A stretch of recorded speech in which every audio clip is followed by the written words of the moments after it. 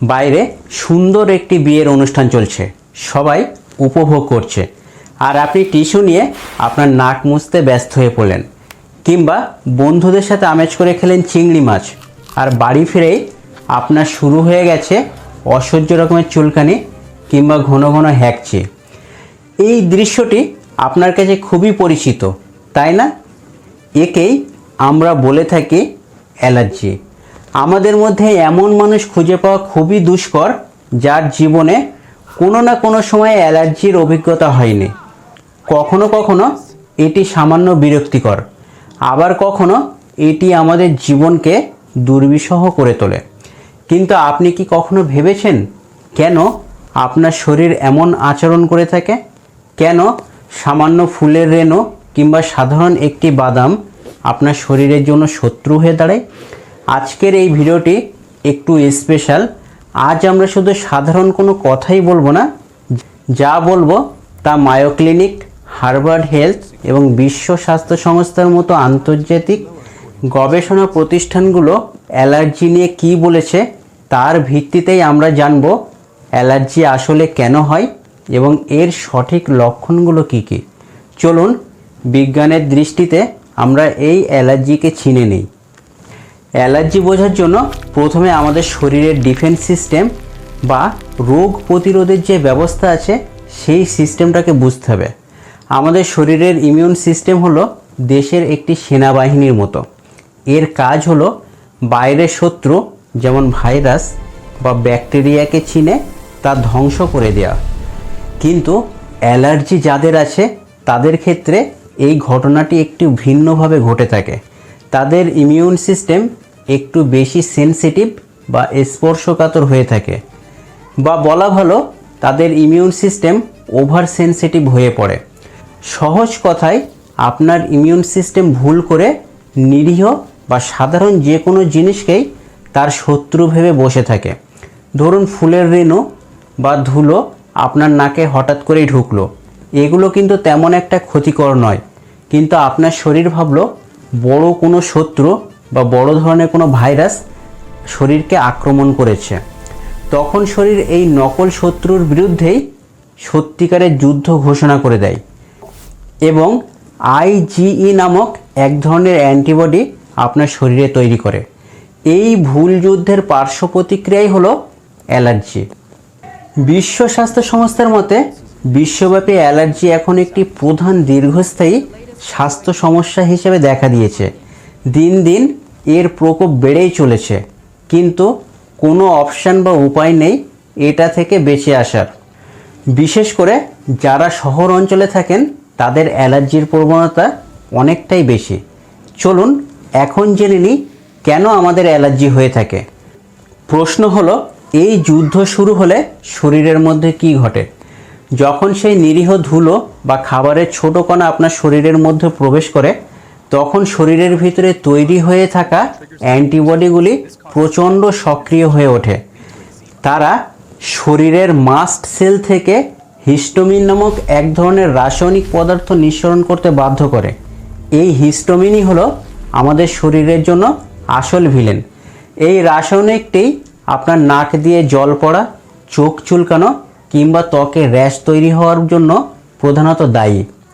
কিন্তু কেন কিছু মানুষের এটি হয়, আবার কিছু মানুষের এর কোনো লক্ষণই দেখা যায় না?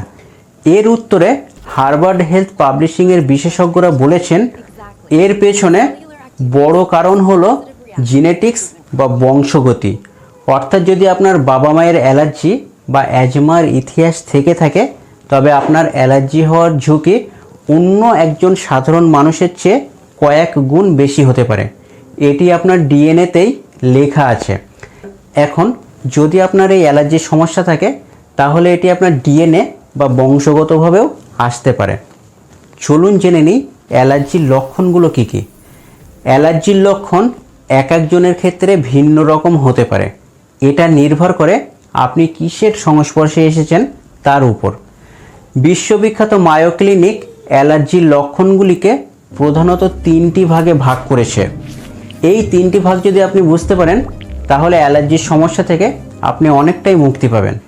প্রথমত, শ্বাসতন্ত্রের অ্যালার্জি।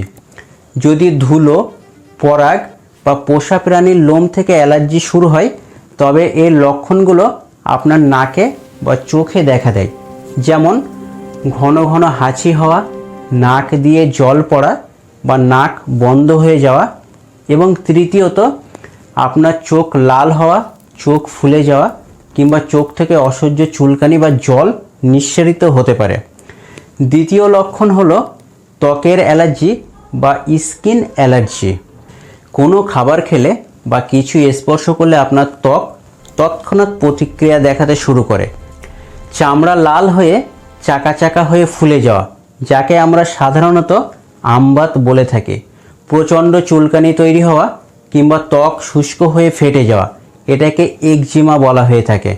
তৃতীয় লক্ষণ হচ্ছে খাদ্যের অ্যালার্জি বা ফুড অ্যালার্জি। এই ফুড অ্যালার্জি মূলত সাধারণ মানুষের বেশি হয়ে থাকে। নির্দিষ্ট কিছু খাবার যেমন বাদাম, দুধ, ডিম, চিংড়ি মাছ কিংবা বেগুন খাওয়ার পর এটি মূলত ফুটে ওঠে। মুখের ভিতরে, জিভে বা গলায় চুলকানি কিংবা ফোলাভাব তৈরি হওয়া, পেট ব্যথা, বমি বমি ভাব বা ডায়রিয়া এই অ্যালার্জির জন্য দায়ী। বিপদসীমা, এর মধ্যে সবচেয়ে ভয়ঙ্কর রকমের অ্যালার্জি হচ্ছে অ্যানাফিল্যাক্সিস। বন্ধুরা, এই অংশটি খুবই মনোযোগ সহ শুনুন। বেশিরভাগ অ্যালার্জি সাধারণ হলেও কখনো কখনো এটি আমাদের জীবনের জন্য হুমকি হয়ে দাঁড়াতে পারে। ডাক্তারি পরিভাষায় এই অ্যালার্জিকে বলা হয় অ্যানাফিল্যাক্সিস। বিখ্যাত ক্লিভল্যান্ড ক্লিনিকের মতে, যদি অ্যালার্জেনের সংস্পর্শে আসার পর দ্রুত নিচের লক্ষণগুলো আপনার শরীরে প্রকাশ পায়, তবে মুহূর্তেও দেরি না করে আপনার উচিত সঙ্গে সঙ্গে হাসপাতালে পৌঁছে যাওয়া। চলুন এই অ্যানাফিল্যাক্সিসের লক্ষণগুলো কি কি এখনই জেনে নিই। প্রথমত, শ্বাসকষ্ট বা গলা ফুলে গিয়ে দম বন্ধ হয়ে আসা। দ্বিতীয়ত, রক্তচাপ হঠাৎ কমে গিয়ে মাথা ঘুরে পড়ে যাওয়া। তৃতীয়ত, দ্রুত এবং দুর্বল হার্টবিট। এটি মেডিকেল ইমার্জেন্সি এবং তাৎক্ষণিক চিকিৎসা না পেলে রোগীর মৃত্যু পর্যন্ত হতে পারে। তাহলে এতক্ষণ আমরা জানলাম অ্যালার্জি মূলত আমাদের ইমিউন সিস্টেমের একটি ভুল বোঝাবুঝি।